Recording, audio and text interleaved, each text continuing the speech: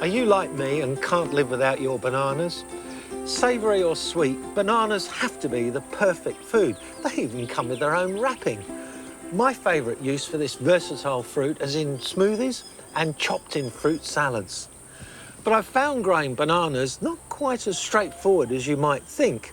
They're very particular plants, but if you're prepared to put in the effort, bananas are really rewarding.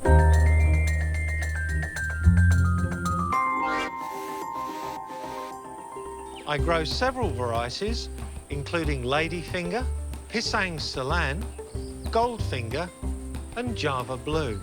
I got my bananas from a state government-approved source for certified disease-free stock.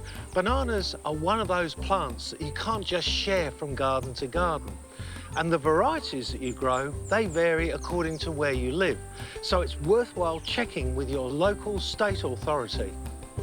Before you plant a banana, think about the position. They love full all-day sun and plenty of ventilation. 13 years ago, when I planted this dwarf ducasse, that's what it had. But I've allowed other plants to take over. Now this plant is suffering from fungal disease because it doesn't get enough warmth and air movement. And I probably need to transplant it as well. The banana growing behind me is in the perfect location. It gets all-day sun and it's well ventilated. Plus, it's growing in a freely draining position in a raised garden bed. The soil has been dug well and I've added plenty of compost, which bananas love. But bananas are really vigorous, freely growing plants. That's the third bunch of bananas it's produced in a year. To fuel that energy, you need to feed them every single month. And this is great banana food. It's poultry manure. 1 scoop per stem every month. In winter, I apply a handful of Dolomite around the base of the banana plant. The Dolomite supplements their supplies of calcium, which is important for plant health, and it also supplements magnesium, which helps supply energy to the plant. And I water the Dolomite in.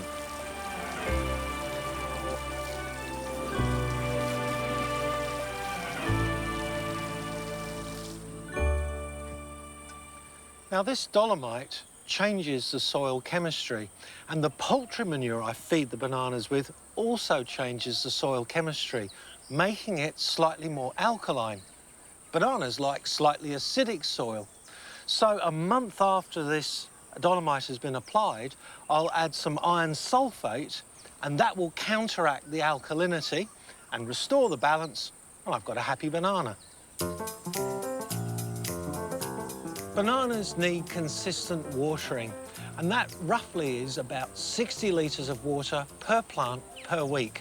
And these are 3 20-litre buckets. It gives you an idea of how much they need.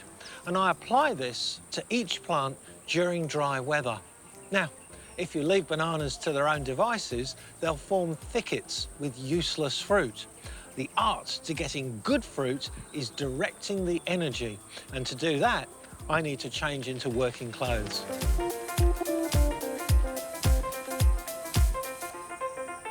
To get really good fruit, you need to restrict the growth for each plant to 3 suckers.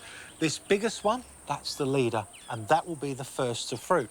The second largest, that's a follower, and this one down here, that's also a follower. Any other suckers can be removed, and that directs the energy into producing really big fruit. This is a Java Blue banana, and this leader has just finished fruiting. The sucker will now die, and the dead tissue becomes a risk of infection to the plant. So off it comes.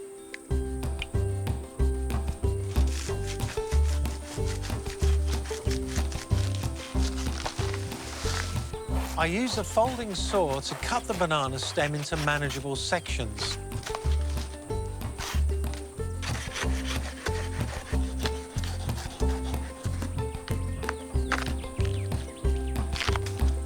Then I use a spade to remove the base of the sucker.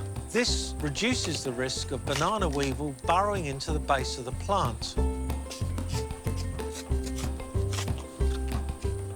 use this waste as a surface mulch in the garden, but I keep it well away from other bananas. So now the old leader has gone, we have a new leader and 2 followers. So all these surplus suckers here, they have to go.